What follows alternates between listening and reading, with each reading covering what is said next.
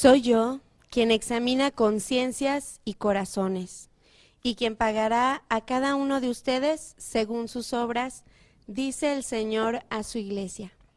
Bueno, pues bienvenidos, estamos una vez más con ustedes, felices de compartir esta palabra que nos da nuestro Señor, felices de poder apoyarnos en esta vida y en este caminar hacia Dios, felices de poder saborear, ¿verdad, maestro? Esta palabra que nos da el Señor. Estamos en Apocalipsis, un tema importante, un tema muy vasto y muy actual. Un tema que siempre que lo tocamos tenemos cierto miedo de abordarlo, pero bueno, son palabras de Dios que ya en estos programas se han dado cuenta que pues no es nada de lo que pensamos. Pero bueno, es un libro de esperanza, de victoria, de consuelo y de triunfo. Así es. Platícales un poquito, en breve, los correos que has estado recibiendo y cómo la gente está cambiando de concepto y de opinión respecto al libro de Apocalipsis. Así es. Bueno, aprovecho para mandarles un saludo a todas esas personas que se toman el tiempo y el amor para decirnos lo impactados que están, maravillados porque no conocían el significado de estas palabras. No conocían lo importante que es para nuestra vida actual, como lo dijo el maestro Pepe, que pensamos que es un libro abandonado de catástrofe, de tragedias, cuando en realidad es el triunfo del bien sobre el mal. El triunfo de Jesús, Rey de Reyes, sobre el demonio. Bueno, pero quiero presentarlos primero, maestro Pepe González, maestro Enrique Palencia, aquí está su servidora Cristina Mendoza, con mucho cariño, pues compartiendo con ustedes este programa. Muchas gracias, Cristina. Gracias, Enrique, nuevamente. Bienvenida, Cristina. Gracias.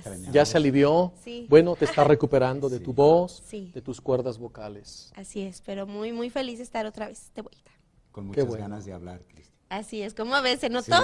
Sí, Es que estoy muy contenta de estar Qué bueno, aquí. pues bienvenida, Cristina. Bien, bueno, como otros programas tenemos algunos regalitos para ustedes, como esta gorra negra del instituto, muy bonitos colores, muy contrastantes, para las personas que nos hagan favor de hablar, una playera del instituto y ahí está, con este rostro tan hermosísimo de Jesús. Y un libro. Y tenemos este libro de Eucaristía. ¿Me ayudas, Enrique? Ven, ya me atoré. Eucaristía, celebración de vida, que estábamos viendo qué portada tan bonita, tan digna, tan especial. Ahí está la última cena del Señor. Esa última cena se encuentra en el altar mayor de nuestra Catedral Metropolitana de Guadalajara. Y mira por atrás qué bonita el cáliz. Y el pan de la vida. Y el pan de la vida, que es Cristo, ¿no? Es una portada realmente preciosa. Muy hermosa. Este libro lo escribió el padre Fernando Lugo, a quien le mandamos un saludo muy afectuoso y cariñoso. Bueno, pues como les comentaba, estamos en Apocalipsis. Vamos a ver la iglesia de Tiatira y la iglesia de Pérgamo, Pepe. Y pues no se despeguen, tomen sus Biblias, tomen su cuaderno, su lápiz y listos para comenzar en unos momentos. Gracias por acompañarnos. Bien, pues ya regresamos, empezamos sin más preámbulo con el libro de Apocalipsis, estamos en las 7 cartas a las 7 iglesias. Maestro Pepe. Muy bien, vamos a recordar nuevamente para todos ustedes la estructura que tiene cada una de estas 7 cartas del Apocalipsis que encontramos en el capítulo 2 y 3 del mismo libro. 7 cartas a las 7 iglesias del Apocalipsis. La estructura, como ya explicábamos la vez pasada, es muy simple. Tenemos un destinatario, el remitente, que es Cristo mismo, cómo se autopresenta, después el juicio que Jesucristo hace sobre esa iglesia en particular a la que se dirige. Número 4, una urgente llamada a la conversión. 5, una llamada a escuchar lo que el Espíritu Santo dice a las iglesias. Y número 6, la promesa al vencedor. Esta es la estructura para las 7 cartas. Ya vimos 2 de ellas, a la iglesia de Éfeso y a la iglesia de Esmirna. Volviendo a recordar que la iglesia de Esmirna, de las 7 iglesias, es la única que permanece viva, actual, hasta el día de hoy con una gran diócesis, un obispo y una actividad pastoral fuerte y evangelizadora. Porque es a la iglesia que el Señor Jesús le dice, permanece fiel hasta la muerte, hasta el final, hasta la segunda venida de Cristo. Y como esa iglesia permanece latente. Ahora, vamos a entrar a la tercera iglesia, a la iglesia, nuestros destinatarios, a la iglesia precisamente de Pérgamo. Pero vamos a escuchar una introducción que nos aporta algunos antecedentes históricos sobre lo que fue esa iglesia en tiempos de San Juan. Y le vamos a pedir a la maestra Cristi que nos haga favor de leernos algunos tópicos. Bien, la comunidad de Pérgamo está a 100 kilómetros al norte de Esmirna. Sus ruinas son las más impresionantes de Asia Menor. En la cumbre de una colina de 300 metros de altura, notamos restos de enormes y lujosos edificios del tiempo de Juan, gimnasios, templos y la famosa biblioteca que era competencia de la Biblioteca de Alejandría, gracias al invento del pergamino y al monopolio de su fabricación. También se admira un enorme teatro con capacidad para 30,000 espectadores. En tiempos de Juan, la población de Pérgamo era de no menos de 160,000 habitantes. Era el centro oficial de la religión pagana imperial. Jesús afirma que la comunidad cristiana de Pérgamo vive donde Satanás tiene su trono. Quizás se refiere al imponente templo y altar de Júpiter, cuyas ruinas aún se aprecian en la cumbre de la colina. O quizás se refiera a Pérgamo como centro oficial del culto al emperador de Roma. Muy bien, gracias Cristi. Hemos escuchado una reseña histórica que Cristi amablemente nos ha hecho favor de describir, y algo que llama la atención es cuando el Señor Jesús le dice a esta iglesia, ya sé que vives ahí donde Satanás tiene su trono. De entrada es una expresión fuerte, pero vamos a escuchar directamente del texto sagrado. Todos estamos en el capítulo 2, versículo 12. A la iglesia de Pérgamo, escribe al ángel de la iglesia de Pérgamo. Esto dice el que tiene la cortante espada de doble filo. Detengámonos un momento en la autopresentación. Estamos ahora en el remitente, como nuestro Señor Jesús se presenta a esta iglesia como el que tiene la cortante espada de doble filo, es decir, el poder eficaz de su palabra divina. La Biblia, espada aguda, cortante de doble filo. Y así Jesús se presenta porque va a hablar, y va a hablar con fuerza, porque tiene que arreglar un asunto y exhortar a una urgente llamada a la conversión. Y dice, ya sé que habitas donde Satanás tiene su trono. Sin embargo, te mantienes unido a mí y no has dejado de creer en mí, ni siquiera cuando ahí donde tiene su morada Satanás, mataron a mi fiel testigo Antipas. Detengámonos un momento aquí. Hemos escuchado lo que Cristi nos aporta de datos históricos de esta bella iglesia de Pérgamo. Ya sé que habitas ahí donde Satanás tiene su trono. Aquí hay dos cosas que hay que tomar en cuenta. Los cristianos de Pérgamo sufrían en la práctica de su fe cristiana, porque el ambiente que se vivía dentro de esta ciudad de Pérgamo, había dos frentes idolátricos. Uno dedicado con muchos seguidores al dios Júpiter. Y había un monumental templo y el culto era continuo. Entonces los cristianos estaban luchando contra ese culto idolátrico al dios Júpiter. Eso era por un lado. Por otro lado, la ciudad de Pérgamo era la ciudad oficial nombrada por los emperadores romanos para dar culto divino al emperador. Fíjate qué terrible.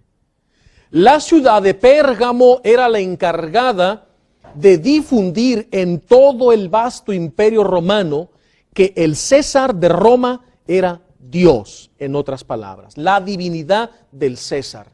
Y había el altar al emperador y el altar a la diosa Roma. Entonces los habitantes de Pérgamo, en sus festividades, al dios Júpiter o a la diosa Roma o a la divinidad del emperador, tenían que quemar incienso y doblar su rodilla ante Júpiter, ante el emperador y ante la diosa Roma. Y eso era un reto terrible. Precisamente esto fue lo que llevó al martirio a Antipas, que el Señor Jesús lo tiene presente y lo recuerda y lo pone como modelo para todos los miembros de la iglesia de Pérgamo. Pero ¿quién era Antipas? Ahorita platicando con los muchachos, preguntábamos quién era este famoso Antipas que el Señor menciona aquí en esta carta. Hay algunos comentaristas, algunos biblistas, historiadores, que en los libros dicen que probablemente se refiera al primer obispo de Pérgamo, que empezó a predicar la palabra y que empezaron las conversiones, y todas esas almas que se convertían a nuestra fe y a nuestro Señor Jesucristo, pues abandonaron inmediatamente el culto al dios Júpiter, al emperador y a la diosa Roma. Y esto hizo que los seguidores se molestaran sobremanera contra el obispo. Pero como el obispo Antipas continuaba predicando en contra de esas prácticas idolátricas y estaba logrando muchas conversiones de familias, entonces lo capturan y lo van a martirizar. Pero ¿de qué manera lo martirizan? Yo estuve investigando en varios libros. Algunos omiten lo de su martirio, pero en otros libros, muy buenos comentarios, dicen que hay unas fuentes que afirman que fue capturado y para amedrentar a la población de Pérgamo y no hicieran caso de lo que este obispo Antipas les decía en contra de los dioses que ellos adoraban, lo metieron dentro de un becerro de bronce. Inyectaron aceite y le prendieron fuego. Y así muere el primer obispo de la iglesia de Pérgamo. Por eso el Señor lo tiene presente y le llama mi fiel testigo, Antipas, mártir de Cristo, que derrama su sangre en defensa de la fe y de esa iglesia naciente. Y como el Señor no lo olvida, tiene presente ese acto heroico de haber dado la vida para combatir ese culto imperial y el culto al dios Júpiter. ¿Qué te parece, Enrique? ¿No es sorprendente la forma de morir? Impresionante además porque sería el primero que se gana la promesa de esta carta. Exactamente. Es el primero en el que se cumple la promesa del Señor en esta promesa. Por su valentía, ¿no? Por su valor, por su entrega, por su confiar y que su fe lo lleva a recibir esta palma del martirio. Así es. ¿Cómo ves, Cristi? ¿Te sorprende esto, verdad? Sí. Sí. Es un dato más. Y es que el Señor les da tal fortaleza y tal fe a los seguidores de Él que son capaces de morir así, ¿no? Y uno no se lo imagina, pues está como fuera de... Y tú acabas de ver la película de los mártires mexicanos de Cristo Rey, ¿no? Así es. Aquí está. Viene ad hoc lo que es el mártir de Cristo que entregándolo todo, no importando su vida, prefiere defender la causa de Cristo y de la iglesia, antes que doblar su rodilla ante el emperador, ante la diosa Roma o ante el dios Júpiter. Así es. He ahí el testimonio heroico de un verdadero testigo de Cristo, que no va a postrarse ante nadie, ni va a ofrecer incienso a nadie, solo al Señor, es la convicción. Entonces, esto el Señor lo alaba, mi fiel testigo Antipas, que él ya goza del cielo y de la vida eterna. Pues es un aporte muy bello en esta iglesia a Pérgamo. ¿Continuamos? Continuamos. Muy bien. Y dice enseguida, verso 14, pero tengo alguna queja contra ti. Ahora ya entramos al juicio, número 3 de la estructura. Jesús tiene una queja contra esta iglesia. Y el problema es un asunto permisivo. Muchos de los habitantes de la iglesia de Pérgamo se han hecho tolerantes, pasivos, dormidos, tibios, porque están aceptando, mira nada más, la doctrina de los nicolaitas.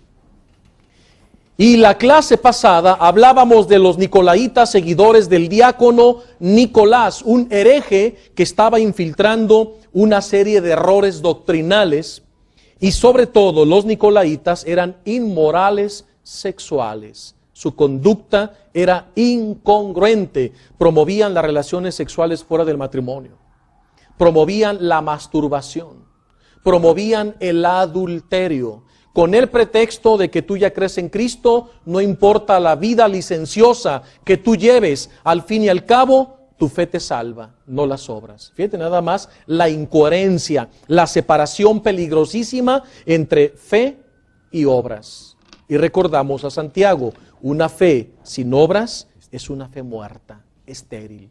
Y dice el apóstol, tú tienes fe, pues yo tengo obras. Demuéstrame tu fe por tus obras, porque una fe sin obras está estéril. ¿Qué no sabes? Que las obras son el resultado de tu fe. Entonces, los nicolaitas, pues aparecen ahora haciendo mucho daño en la iglesia de Pérgamo. Como ven, el diácono Nicolás los iba enviando. Mira, caminaron 100 kilómetros.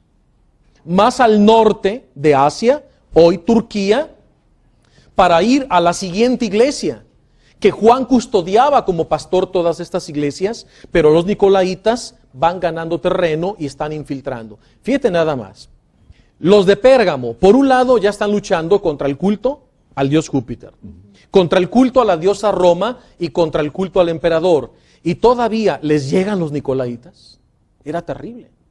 Pero el problema, que en relación al culto idolátrico, se mantenían firmes, porque tenían el ejemplo heroico de Antipas. Pero cuando llegaron los nicolaitas a relajar la fe por sus prácticas de inmoralidad, que dejaban mucho que desear, muchos los veían bien y los toleraban.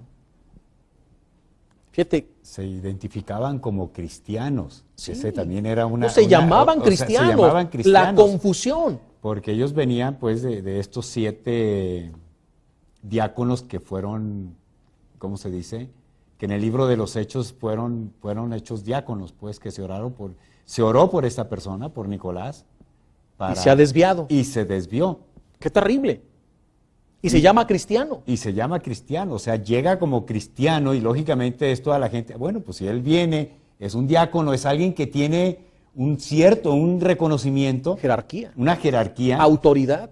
Y en eso él está desviando realmente el sentido de la fe. Imagínense la confusión.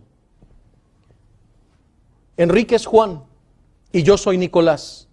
Entonces Enrique evangeliza a Cristi y le da todas las normas morales de la fe. Y Cristi está muy bien. Pero de pronto llego y le digo a Cristi, mira, yo soy el diácono Nicolás. Esos son mis seguidores, tengo autoridad apostólica, soy alguien importante, pero además este hombre era terrible, tenía un don de predicación, un carisma que convencía, pero su doctrina era falsa. Entonces yo te empiezo a decir, no, Cristi, tú puedes tener relaciones sexuales fuera del matrimonio, no pasa nada. Oye, pero que Enrique me dijo, están bien, muy bien, qué bueno que Enrique te advirtió, pero no te dijo la verdad completa que yo vengo a revelarte. Tú vas a quedar confundida, porque me ves con convicción y con autoridad. No, Cristi, mira, no lo tomes así. Lo que Enrique hizo es una labor primaria, pero yo vengo a completar la maduración de tu fe para que seas libre en Cristo. No tengas remordimiento de conciencia. Tú puedes tener relaciones con tu novio. No hay problema, puedes ver pornografía, puedes masturbarte, puedes incitar a otros, puedes hacer orgías, no pasa nada. Cristi se va a escandalizar y tal vez me rebata, oye, pero eso Enrique no me lo enseñó, pero yo te te lo estoy enseñando ahora, te estoy completando la verdad que te faltaba del Evangelio. Imagínate a cuánto seducía. Entonces esto iba cundiendo en las iglesias y esto llegaba a oídos de San Juan y le preocupaba sobremanera. Y por eso tiene que venir Jesús con la espada de su boca a amenazar y decir, estás tolerando. ¿Cuántos papás toleran que sus hijos vean pornografía? ¿Cuántos papás toleran que la hija o el hijo tenga relaciones sexuales con el novio o la novia? Con el pretexto de que tienen que conocerse, madurarse, para que en el matrimonio les vaya bien. ¿Cuántos papás permiten que sus hijos se masturben, incluso les promueven la masturbación? ¿Cuántos papás llevan videos y revistas pornográficas a sus casas y permiten que sus hijos las vean o por internet? Esa es la tolerancia que Jesús está condenando. Tengo contra ti una queja muy fuerte. Y estás tolerando a los nicolaitas. Hoy los nicolaitas son todos estos pecados que estamos mencionando. Vean qué tremendo es esto, qué actual es el mensaje de estas iglesias. Esto es para que tú y yo nos pongamos de pie a meditar cómo estamos educando a nuestros hijos. Porque en muchas partes del mundo, incluso los papás les permiten que sus hijos salgan de la familia a los 18 años, renten un departamento y lleven una vida licenciosa. ¿No es verdad? Así es. Y lo vemos en nuestro país vecino. Y lo vemos en Canadá, y lo vemos en Italia, y lo vemos en Europa, y lo vemos en Holanda, y lo vemos en España, y lo estamos viendo en México. Ese fenómeno relajado entre los jóvenes, el filtreo en los antros, y los papás dicen, sí, que conozcan chicas, que tengan relaciones sexuales, no pasa nada. No, sí pasa. Estás siendo un nicolaíta. Estás tolerando. Y Jesús viene con la espada de su boca y dice, toleras ahí a quienes profesan la doctrina de Balaam, el que sedujo a Balac para que indujera a los israelitas a comer carne sacrificada a los ídolos, atención, y a entregarse a la lujuria, pecados de lujuria, de depravación sexual, pecados antinaturales, los pecados que encontramos en Sodoma y en Gomorra. Esos pecados los están introduciendo los nicolaitas. Pero aquí Juan asocia al profeta que seduce al pueblo en tiempos de Moisés, cuando son liberados de Egipto. El profeta Balaam va a seducir al rey Balac y al pueblo para que coman carne sacrificada a los ídolos. Entonces Moisés se da cuenta y va a actuar, y la gracia de Dios para impedir. Y eso que se suscitó en la época de Moisés, y Moisés se enfrenta al rey Balac y al falso profeta Balaam, que hablaba de parte de Dios, porque el rey Balac le paga, soborna al profeta Balaam y le dice, mira, yo sé que si ese pueblo peca contra su Dios, los puedo vencer. Pero si están en gracia, no soy capaz de enfrentármeles, porque su Dios los protege. Pero sé que si los llevo a pecar, a comer carne sacrificada a los ídolos y a orgías lujuriosas, entonces quebrantan la alianza y yo los puedo conquistar. Pierden la gracia. Imagínate nada más. Y este profeta se presta y se presenta a maldecir al pueblo de Dios, pero cuando el profeta abre su boca y quiere maldecir, solo salían bendiciones. El Señor le trabó la lengua. Qué interesante, cómo Dios protege la inocencia y el corazón de sus hijos. Y ese pecado que ya se había repetido, ahora Juan lo trae a la memoria. Porque ese nuevo Balaam y ese nuevo Balac son los nicolaitas, es Nicolás y sus seguidores, que están infiltrando la lujuria. Además toleras a quienes profesan la doctrina de los nicolaitas. Fíjate, se había hecho una doctrina, Enrique. No solamente eran ideas sueltas que invitaban a la vida inmoral, era toda una doctrina estructurada por el diácono Nicolás. ¡Qué terrible! Lo que tuvo que enfrentar San Juan, lo que tuvo que enfrentar la iglesia naciente, esas doctrinas perniciosas. Y Jesús le dice, toleras a esos nicolaitas Cambia pues de conducta. Aquí ya entramos a la cuarta parte, una atenta llamada y urgente a la conversión, al arrepentimiento. Cambia de conducta, le dice el Señor. No tolero esas prácticas de inmoralidad, no tolero esa lujuria que se ha encarnado en el corazón de muchos de los miembros de la iglesia de Pérgamo. Cristi, tenemos que ir a un corte. Tenemos que ir, pero no se despeguen porque esto está hermoso, muy interesante. Volvemos. Cambia pues de conducta, de lo contrario, iré a verte enseguida y lucharé contra todos esos con la espada de mi boca. Eso nos dice el Señor. Seguimos con Apocalipsis, capítulo 2. Muy bien. Estábamos platicando ahorita en el corte con Enrique y con Cristi de ese profeta Balán. El profeta Balán es una prefigura de lo que serían en la época de San Juan los nicolaitas. Pero lo sorprendente que en estos tiempos últimos que estamos viviendo han resurgido los nicolaitas y los falsos profetas Balán. Y están haciendo mucho daño principalmente entre los jóvenes, en los niños, que son los más vulnerables. Y también en muchos matrimonios, que se han infiltrado ideas de no pasa nada, yo puedo llevar una doble vida, ¿sí? Tengo mi esposa, tengo mis hijos, puedo tener aventuras, pero no pasa nada. O sea, esa es una mentalidad nicolaíta. Estás tolerando una actitud inmoral, de incoherencia en tu vida. ¿Cómo que no pasa nada? Sí pasa. Estás trayendo el mal espiritual a tu familia. Le estás heredando un mal. Y eso se transmite de generación en generación.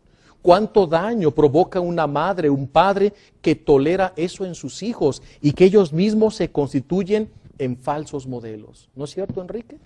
Así es, porque además puede darse el caso hasta de que llevar una doble vida y participar en la Eucaristía los domingos. O sea, voy a misa, no pasa nada. Asisto a la Eucaristía. O sea, profanar el cuerpo y la sangre el cuerpo de Cristo.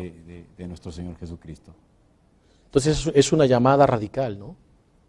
El Señor hoy a todos nos está desafiando, a ti, a mí, a todos, y nos dice, no quiero que toleres eso en tu vida, sácalo. No quiero que lo toleres en tu familia, en tus hijos. Tienes que normar, tenemos que educar, tenemos que corregir, tenemos que denunciar lo que está mal. ¿Cuántas injusticias has visto y te callas? Toleras. El tolerar, el callar, el no denunciar va de la mano con el pecado de omisión. El pecado de omisión. Esto está relacionado con el pecado de omisión. Por eso la sentencia fuerte de Jesús que dice en el verso 16, cambia de conducta. O sea, no hay opción, o todo o nada, o estás conmigo o estás contra mí. O te mantienes en un camino de pureza y santidad o no puedes andar a medias tintas. Decídete, todo o nada, cambia de conducta, es conversión. No solo arrepentimiento, es conversión, cambio de vida. Cambia pues de conducta. De lo contrario, iré a verte enseguida y lucharé contra todos esos pecados, contra todos esos vicios, contra todas esas pasiones con la espada de mi boca, porque la palabra de Dios es fuente de sanación. La palabra de Dios rehabilita al hombre caído. La palabra de Dios levanta, alimenta, fortalece, renueva, purifica. Oye, que tengo vicios, lee la palabra. Yo conozco sacerdotes que los felicito y los honro porque cuando uno se confiesa y tú al confesar tus pasiones, tus debilidades, te dejan como penitencia leer el Evangelio. Porque estos sacerdotes saben el poder que tiene la espada de la boca de Jesús. Y si tus pasiones se han encarnado y no puedes dejar ver pornografía, entonces esa penitencia sacerdotal te invita a contemplar la palabra. Estos ojos que se han viciado, Estos ojos que se han enfermado, porque los ojos son las ventanas de tu alma, y tu alma envenenada por la concupiscencia de los ojos, por la pornografía, por el erotismo que toleras en películas o ya de plano en renta de películas de ese género. O en internet. O en internet. Entonces te invita el sacerdote en la penitencia sacramental a poner de nuevo la mirada en el Evangelio. Y cuando ese joven, ese papá, esa mamá que a escondidas ve pornografía o revistas y que no puede y se le ha hecho un vicio, porque se hace un vicio, es enfermizo, trastorna, envenena, se anida la lujuria y se acaba la inocencia, y es cuando vienen los problemas. Entonces, al volver a la palabra, al contemplarla, la palabra que es eficaz porque es Cristo, empieza a sanar todo aquello. Empieza a purificar la mente, los pensamientos, las actitudes, la conducta, todo. La palabra penetra como espada y empieza a cortar, a limpiar, a raspar todo aquello que se ha encarnado, que se ha anidado en tu alma. Por eso dice el Señor, iré con la espada de mi boca, mi palabra, y lucharé contra todos esos vicios, apegos, contra esa concupiscencia, contra esa lujuria, contra esas impurezas o pornografías o erotismos que vienes arrastrando en tu vida, o desviaciones sexuales, pecados que atentan contra la naturaleza. Eso es la doctrina de los nicolaitas. Pero el Señor hoy nos invita a ir a la palabra como fuente rehabilitadora. No puedes dejar el vicio de la pornografía, no puedes dejar esa doble vida, no puedes dejar ese apego carnal o esa concupiscencia de los ojos o de algún miembro de tu cuerpo. Ve a la espada, ve a la palabra y deja que te dé un baño de regeneración espiritual. Y esa debilidad se convertirá en fortaleza. Esa tentación con la fuerza de la palabra la vencerás. Hagan la prueba y descubran el poder eficaz de la espada que brota, que surge de los labios, de la boca bendita de nuestro Señor Jesucristo, su palabra. Y dice enseguida, el que tenga oídos, que escuche lo que el Espíritu está diciendo a las iglesias. Al vencedor, ahora sí llegamos a la promesa. Ya, número 5, la escucha, pero ahora la promesa. Es bella. Al vencedor le daré a comer el maná escondido. Aquí en la pizarra hemos colocado los 3 regalos que Jesús promete a los vencedores. Número 1, va a poder participar del maná escondido, que es la Eucaristía. ¿Verdad, Cristi? ¿No es la clase que acabas de recibir en el Instituto Bíblico? Así es. ¿Quién te la dio? El maestro Guerra, el padre Guerra, Lule. Maestro del seminario Maestro mayor. del seminario, sí. ¿Y qué les dijo al respecto? Nos dijo, es que es el pan de la vida es el maná escondido. ¿Y ese pan de la vida dónde lo recibes? En la Eucaristía. En la Eucaristía. Es el cuerpo y la sangre de Cristo. De Cristo. El maná escondido. Fíjate qué imagen eucarística encontramos aquí.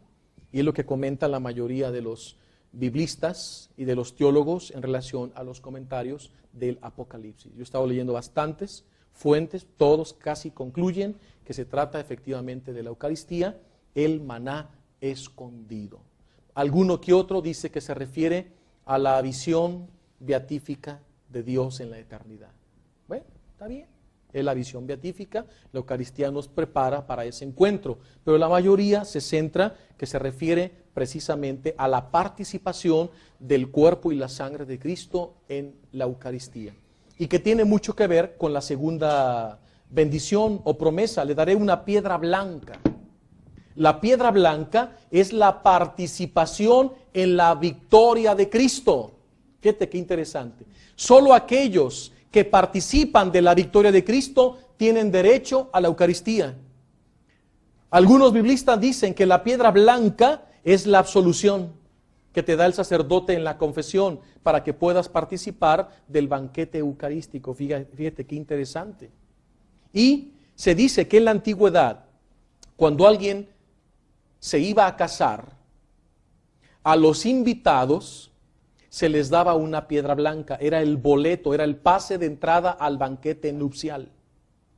Entonces no se hacían invitaciones como hoy se hace y van incluidos los boletos, sino que en la antigüedad la novia con las amigas, según el número de invitados, si había 100 invitados de ambas familias, entonces ellas pintaban de color blanco 100 piedrecillas.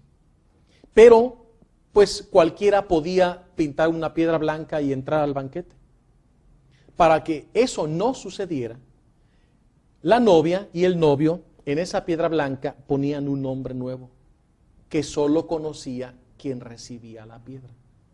Entonces el portero tenía la lista de los nombres que aparecían en cada piedra.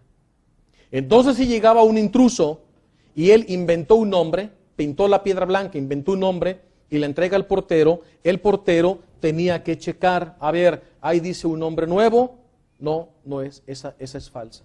Era un control para detectar pues a los colados. Entonces no podían hacer trampa, era como hoy el boleto tiene un código de barras o un número o una contraseña. Y en la lista aparece, sí es. O la firma, la firma por el reverso. La firma al reverso. Pues en la antigüedad eso se usaba en muchas ocasiones, dar la piedra. Entonces había una canasta donde todas iban poniendo las piedras blancas, ¿no? Y ya, según el número de piedras que habían entregado, eran los invitados que participaban del banquete nupcial. Era un control. Pero también estuve leyendo otras fuentes que en los tribunales también el juez entregaba una piedra blanca. Fíjate qué interesante. Cuando el juez dictaba ya su sentencia, daba el fallo, ¿sí? Si el acusado era inocente, en el tribunal públicamente el juez le entregaba al acusado una piedra blanca delante de todos, en señal de inocencia. Fíjate qué bonito. De liberación. De liberación. Entonces, dice el comentario que también es muy probable que esa piedra blanca que Cristo promete es aquellos que van a participar el día de su juicio de la inocencia de Cristo en ellos. Y será su pase ya no al banquete eucarístico, al cielo mismo, a la vida eterna. Fíjate que esa piedra blanca es la inocencia que Cristo te da, te reviste de su inocencia y quedas justificado, liberado, purificado ante la justicia del Padre. ¿No es maravilloso? Yo aquí me detuve mucho tiempo y dije, es que todas estas investigaciones que nos aporta un biblista en un libro y luego el otro, o sea, no se contraponen, o sea, enriquece todo el sentido, te hace partícipe también del banquete de las bodas del Cordero, te declara inocente delante del juicio porque llevas la inocencia de Jesús, su sangre, su pasión, sus méritos redentores. Fíjate que todo está a la par. Y nosotros pusimos pues la participación en general de la victoria de Cristo. Y ahí está pues la inocencia, la entrada al banquete escatológico, la entrada a la Eucaristía, tiene una aplicación ya genérica. ¿Les parece bien, muchachos? Y por último, el nombre nuevo. Ya hemos explicado que llevaba un nombre nuevo que solo conoce quien recibía la piedrecilla blanca. Pues este nombre nuevo es la nueva identidad que recibe el cristiano en Cristo Jesús. Una identidad que le da un nuevo ser. Y ese nuevo ser es que ese cristiano queda verdaderamente revestido, configurado con Cristo hasta la eternidad. Qué bonito, ¿no? Entonces, ese es el premio para aquellos que cambian de conducta y expulsan de sus vidas las doctrinas de los nicolaitas. ¿Qué te parece, Cristi? Emocionante, ¿no? Y desafiante.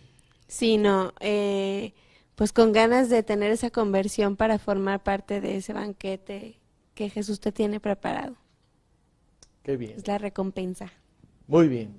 ¿Algo que quieras decir, Enrique?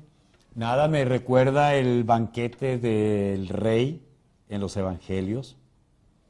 O sea, ese banquete donde primero invita y a los que invita al principio no van. que son los Nicolaitas, Así es. y hace una nueva invitación, y que finalmente va alguien que no va preparado para esa celebración. O sea, alguien se cuela ahí que no va A pesar preparado. de que pasa por el de vestíbulo. que hay, exactamente, que hay un filtro, podemos llamar, y se cuela y finalmente es expulsado de ese banquete. Así es. O sea, me Porque no recuerda tenía mucho, o sea, porque no tenía su piedra blanca. y no estaba preparado, Así es. no estaba preparado para esa celebración. Muy bien. Muy bien, pues adelante. Ahora vamos a la siguiente iglesia. Enrique, te necesito por acá. Hay que borrar esto porque ahora entramos a la iglesia de Tiatira. Mira, ¿sabes qué? Me espero. Yo borro porque Enrique va a déjame. leer algo muy interesante sobre la iglesia de Tiatira. Así como Cristi nos hizo un aporte de antecedentes históricos y lo que se encontraba en la época de San Juan, también tenemos para ustedes algunos datos que serán de importancia para que conozcan un poco mejor el contexto de aquella época. Enrique, por favor.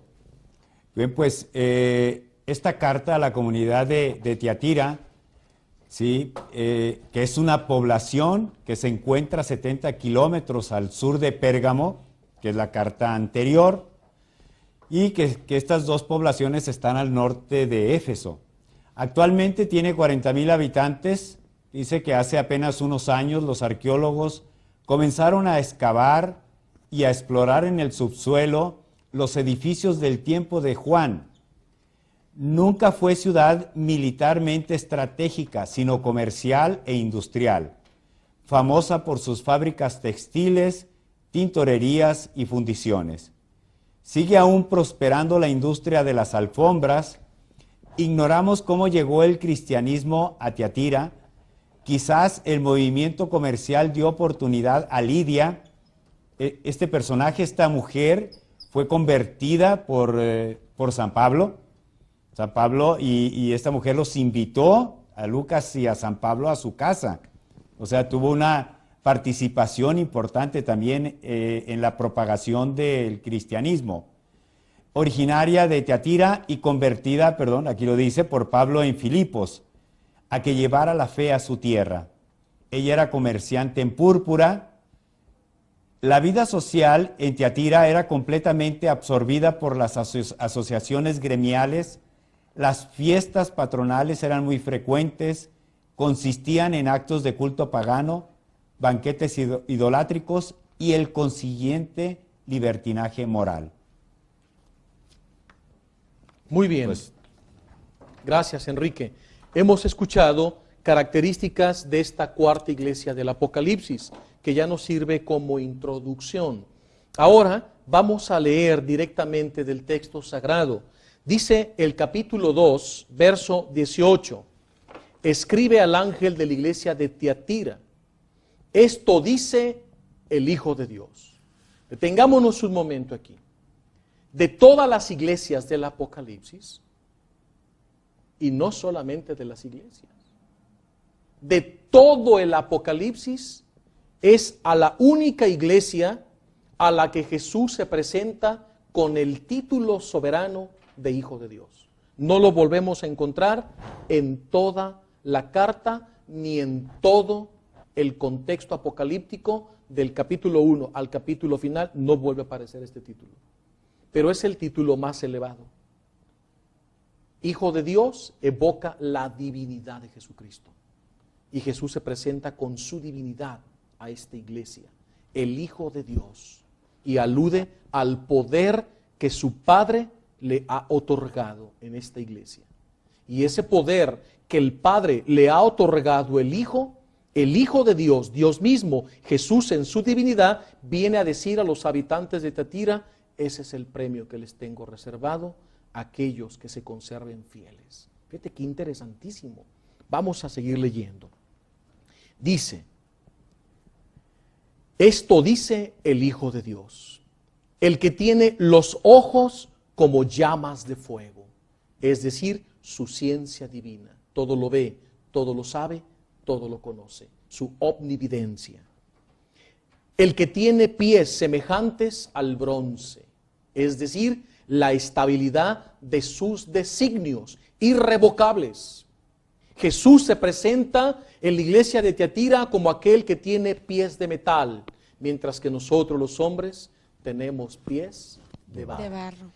Aquí quedémonos meditando en este bello título, Hijo de Dios. Así se presenta Jesús a la iglesia de Tiatira y regresamos después de unos minutos de reflexión. Cristi. Volvemos. Gracias por sus llamadas. Y no tengas miedo porque el Señor está cerca. Continuamos con este tema del Apocalipsis. Muy bien. Dice enseguida el mensaje a la iglesia de Tiatira. Fuerte este mensaje, Jesús se presenta como Hijo de Dios y verso 19 empieza el juicio. Conozco tus obras, tu amor, número 1. Vamos a enumerar las características. Tu amor, 2, tu fe, 3, tu entrega, 4, tu paciencia, tu entereza. Hay 4 virtudes, fe y amor. Nos falta la tercera, la esperanza, para completar las 3 virtudes teologales, que es el resumen de la vida cristiana, ¿sí? Porque el Señor quiere de ti, quiere verte, cómo vives tu fe, cómo vives tu caridad y cómo vives tu esperanza. Si al Santo Padre Pío se le canonizó, es porque la Iglesia miró cómo vivió su fe, cómo vivió su esperanza y cómo vivió su caridad. Esas son las 3 virtudes teologales que resumen la fe cristiana. Pero aquí nos desconcierta que no aparece la esperanza literalmente, pero está implícita en las otras virtudes, ¿sí? Alguien que es paciente es porque tiene esperanza. La paciencia es un fruto de la esperanza y la entrega. Ahí está implícita. Entonces, esto es importante entenderlo. Y dice enseguida, Jesús alaba pues estas virtudes que ve en los miembros de Tiatira. Incluso le dice, tus últimas obras son incluso mejores que las primeras. O sea, va muy bien en el proceso de santidad. Pero debo reprocharte, aquí viene un reproche, pero debo reprocharte que permites, toleras otra vez, como la iglesia anterior. ¿Qué toleraban los otros? A los nicolaitas. Pero ¿qué toleran ahora los de Tiatira? Escuchen aquí. Pero toleras, debo reprocharte, tengo una queja contra ti. Toleras y permites que Jezabel, esa mujer que se dice profetiza, ande seduciendo con sus enseñanzas a mis servidores, incitándolos a la lujuria. Otra vez se repite el pecado de Pérgamo. Pero acá eran los nicolaitas, los seguidores del diácono Nicolás. Pero ahora aquí aparece Jezabel, así como el profeta Balán y el rey Balac eran prefigura, prototipo de los nicolaitas, de los inmorales sexuales. Ahora aparece un personaje, una mujer del Antiguo Testamento llamada Jezabel, que llegó a convertirse en la esposa del rey Ahab en tiempos del profeta Elías. Y esta mujer mandó matar a todos los profetas de Dios. El único que sobrevivió fue el profeta Elías y impuso un culto idolátrico al dios Baal. Eso está en el primer libro de los Reyes, capítulo 17, 18 hasta el 22. Es el ciclo del profeta Elías. Fíjate qué interesante. Pues esta mujer es prototipo ahora de los lujuriosos, de los nicolaitas. Parecería que los pecados de antaño del Antiguo Testamento vuelven a resurgir en las iglesias del Apocalipsis, y esos pecados hoy también los seguimos enfrentando. Pero ¿a quién se refiere? En la carta anterior se habla de los nicolaitas. En esta iglesia había una profetisa, una mujer que se decía ser profeta. En la antigüedad a esas mujeres se les llamaba pitonisas. Una bruja, una hechicera, una adivina. Y en la época de San Juan, en la iglesia de Tiatira, había una de estas mujeres, una bruja, una pitonisa, una adivina, llamada Zambata. Fíjate, hasta el nombre tiene feo. Zambata. Entonces hoy hay muchas Zambatas, hay muchas Jezabeles, hay muchos Nicolases y Nicolasas en sentido pecaminoso. No porque alguien tenga el nombre de Nicolás o Nicolasa o Jezabel, no hay que etiquetar, estamos hablando en sentido figurado. Que estos personajes representan el mal que tanto daño ha hecho a los cristianos hasta el día de hoy. Esta mujer llamada Zambata, pues Juan la asocia con el pecado de Jezabel, que indujo a comer carne sacrificada al pueblo de Dios, mata a los profetas y los induce también a orgías, a actos lujuriosos. Y eso era lo que estaba haciendo esta mujer llamada Zambata, que Juan la llama Jezabel. Y dice, está seduciendo con sus enseñanzas a mis servidores, incitándolos a la lujuria y a comer carnes sacrificadas a los ídolos. Les di tiempo para que se convirtieran, pero no han querido renunciar a su conducta lujuriosa. El Señor, en su misericordia, ha dado tiempo. Pero atención, aclaro, en el esquema, en el juicio no hay llamada a la conversión a la iglesia de Tiatira. Para ella no es la llamada a la conversión. Nada más el Señor reprende porque tolera el pecado de Jezabel, de Zambata, que es el mismo de los nicolaitas. La llamada a la conversión en esta iglesia, sí vale la pena señalarlo, va directa a Jezabel y sus seguidores.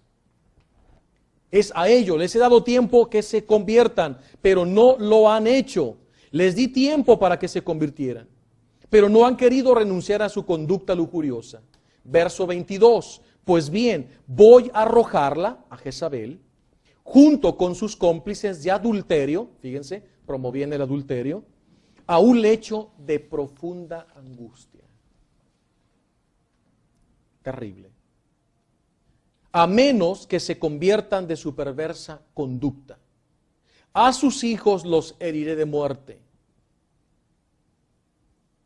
Y todas las iglesias sabrán que yo soy quien examina conciencias, porque tiene ojos llameantes, todo lo ve. A sus hijos los heriré de muerte. Yo soy quien examina conciencias. Yo soy quien examina corazones y quien pagará a cada uno de ustedes según sus obras. Un juicio fuerte del Señor Jesús, otra vez contra el pecado de lujuria. Vean cómo el Señor habla fuerte, claro, directo contra los pecados de inmoralidad sexual.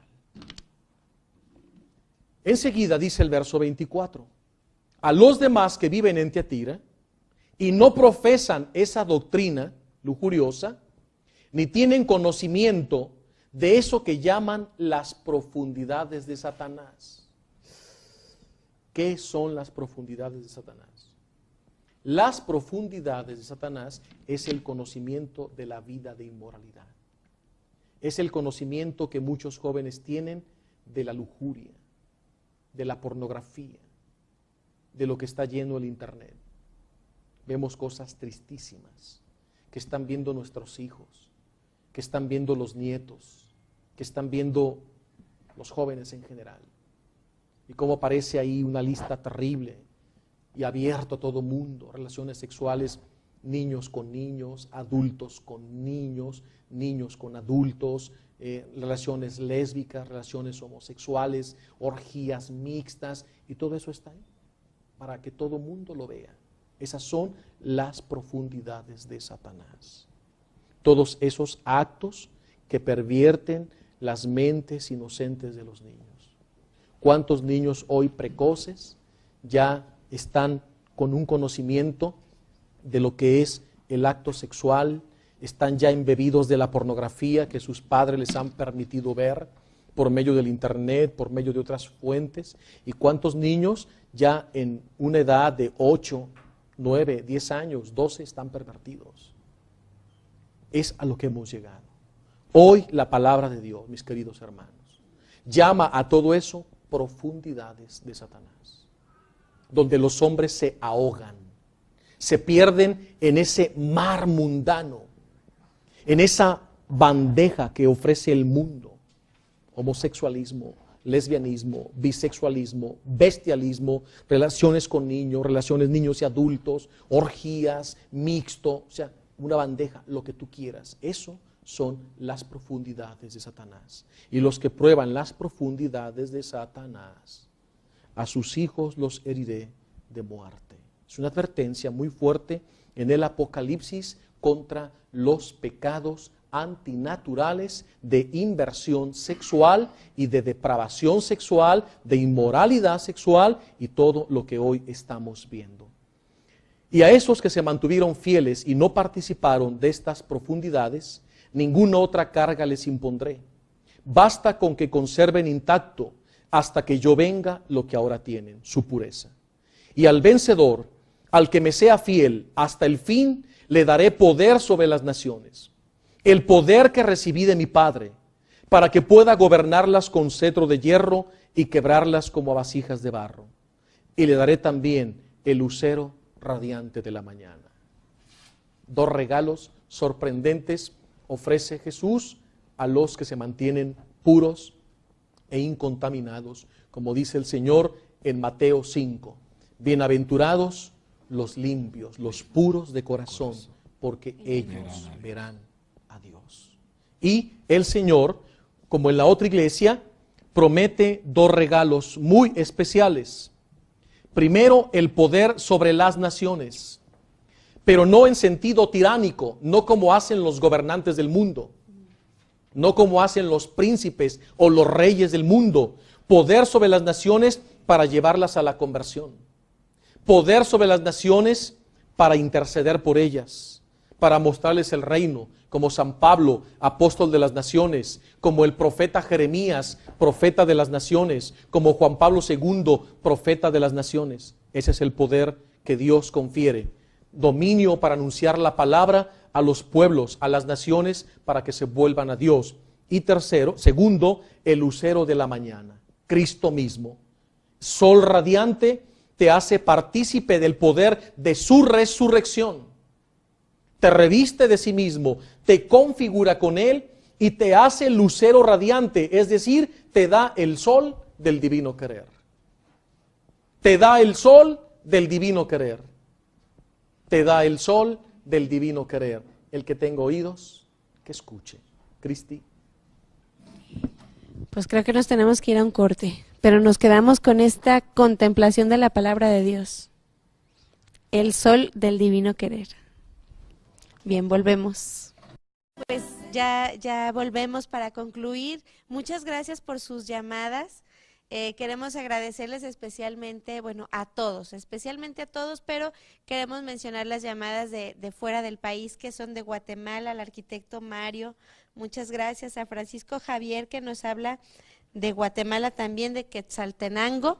Francisco Javier López. Diana Báez, que nos habló de Nueva York. Muchas gracias, Diana.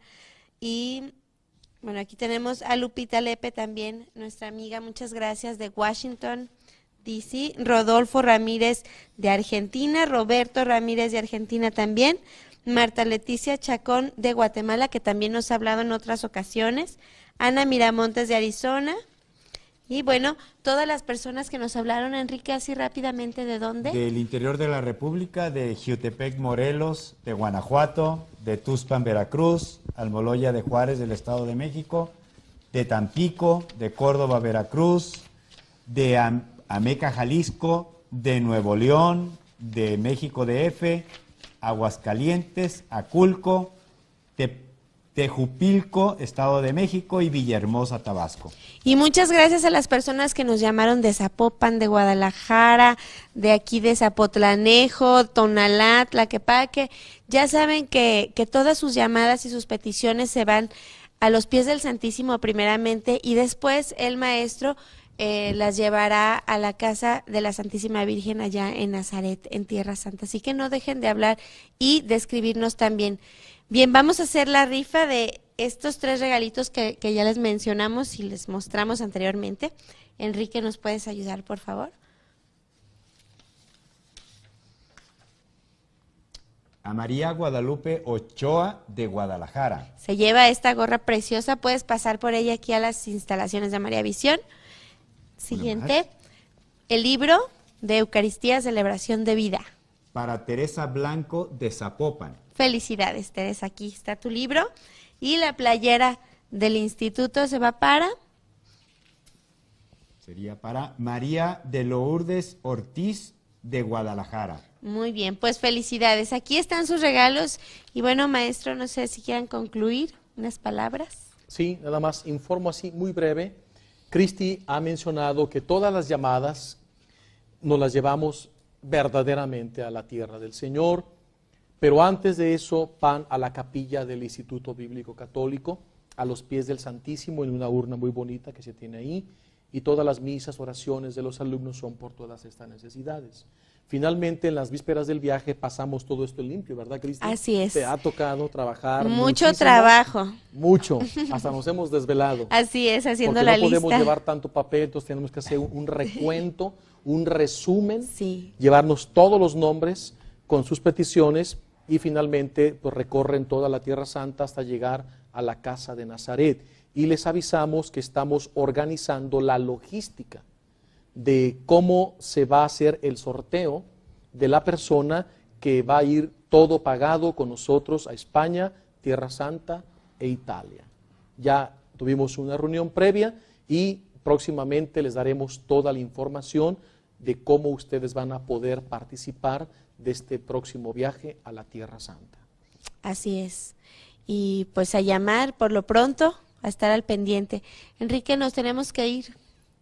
Pues es un gusto, como siempre, estar aquí compartiendo la palabra de Dios. Muy bien. Gracias, Enrique. Gracias, Cristi. Dios los bendiga. Gracias por acompañarnos.